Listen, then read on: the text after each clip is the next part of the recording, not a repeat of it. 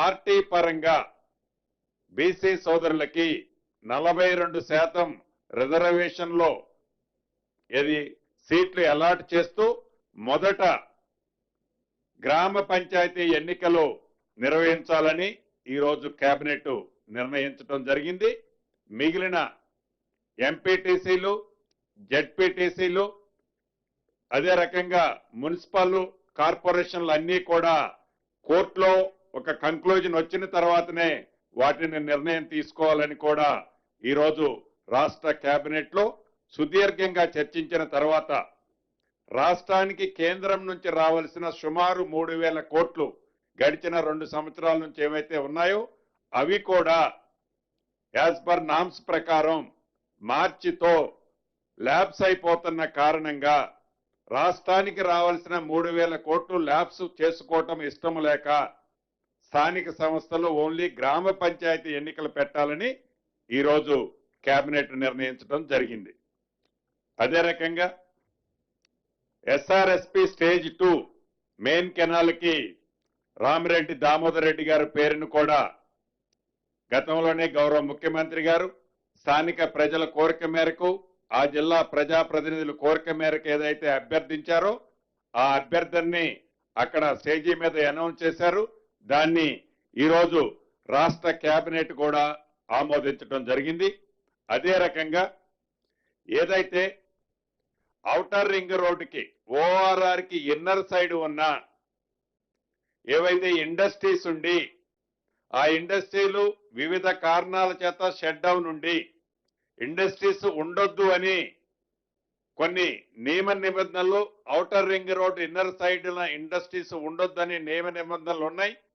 వాళ్ళని రీప్లేస్ చేయాలని గతంలోనే వాళ్ళకి నోటీసులు ఇవ్వటం జరిగింది. ఏవైతే industries lands outer ring road లోపల ఉన్నాయో వాటిని మినీ యూజ్ జోన్లుగా వాటిని చేయాలని ఆ చేసే దాంట్లో కూడా ఆ ప్లాట్ ఉన్న ఫ్రంట్ నున్న రోడ్డు విడ్త్ను బట్టి దానికి రాష్ట్ర ప్రభుత్వానికి కొంత ఫీజు కట్టే అంశాన్ని కూడా ఈ రోజు కేబినెట్ ఆమోదించడం జరిగింది. నిన్న ముఖ్యమంత్రి గారు ఏమన్నారు? 42% ఇయ్యంది నేను ఎన్నికలకు పోనన్నారు. నిన్న కేబినెట్ ఏం తీర్మానం చేసింది? సర్పంచ్ ఎన్నికలు 42%తో మేము పార్టీల వారీగా ఇచ్చుకొని పోతా ఉంటాం. పార్టీల వారీగా బీసీలకు ఇవ్వడానికి అది బిచ్చం కాదు. మీరు భిక్ష వేస్తే తీసుకోవడానికి బీసీలు సిద్ధంగా లేరు. సర్పంచ్ ఎన్నికలలో గుర్తులు ఉండవు. సో మీరు 42 ఇచ్చినా 52 ఇచ్చినా 62 ఇచ్చినా అడిగేటోడు ఎవడు ఉండడు. పైగా సర్పంచ్ ఎన్నికలు ఇప్పుడు అర్జెంటుగా పెట్టకపోతే మిమ్మల్ని కొట్టింది ఎవరు? జయలలిత గారు 9 సంవత్సరాలు ఎన్నికలు నిర్వహించలేదు తమిళనాడులో. అప్పుడు పివి నరసింహారావు గారు ప్రెషర్లోకి వచ్చి అప్పుడు 9th షెడ్యూల్లో పెట్టుకొని మనం దాన్ని రిజర్వేషన్లు వాళ్ళు తమిళనాడులో సాధించుకున్నారు. పేరుకు చెప్పడానికి రేవంత్ రెడ్డి గారు ఏం చెప్తారు? నేను తమిళనాడు తరహా సాధిస్తా అని చెప్తారు. ఒక్క స్టెప్ తీసుకున్నారా మీరు తమిళనాడు వాళ్ళలాగా? కనీసం ఢిల్లీలో పోయి ఒకసారి మోడీ గారికి ఒక వినతి పత్రం ఇచ్చిరా మీరు?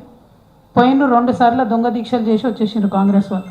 ఉట్టిగా తమాషా కాడికి పోయిన రాహుల్ గాంధీ కూడా రాలే కనీసం ఆ మీటింగ్కి. సోనియా గాంధీ గారు దూరం మాట, వేణుగోపాల్ గారు కూడా రాలే, కేసీ వేణుగోపాల్ గారు.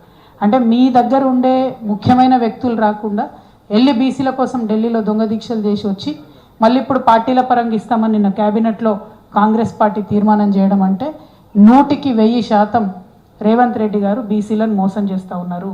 బీసీ ద్రోహిగా మిగిలిపోతారు మీరు. దయచేసి ఇది చేయకండి. ఇవాళ సర్పంచ్ ఎలక్షన్ అంటారు, రేపు పొద్దున గుర్తులున్న ఎన్నికలలో ఎంపీటీసీ జెడ్పీటీసీలలో కూడా మేము పార్టీల వారీగా ఇచ్చుకుంటామని పోతారు. మరి ప్రొటెక్షన్ ఎక్కడ ఉంటుంది? పార్టీల వారీగా ఇచ్చేది ఉంటే మీరు కొత్తగా ఇచ్చేది ఏంది? బీఆర్ఎస్ పార్టీ పుట్టినప్పటి నుంచి 51% ఇచ్చుకుంటూ వచ్చింది బీసీలకు. But that doesn't change elected positions. Elected పొజిషన్స్లో బీసీలు రావాలంటే ఖచ్చితంగా రాజ్యాంగ రక్షణ ఉండాలి. దానికోసం ముఖ్యమంత్రి గారు ప్రయత్నం చేయాలి. ఈ సర్పంచ్ ఎన్నికలు పెట్టడం అన్నది కరెక్ట్ కాదు. ఇది బీసీ సమాజానికి కాంగ్రెస్ పార్టీ చేస్తున్న ద్రోహంగా చరిత్రలో నిలిచిపోతుందని కూడా నేను ఈ సందర్భంగా తెలియజేస్తా ఉన్నా.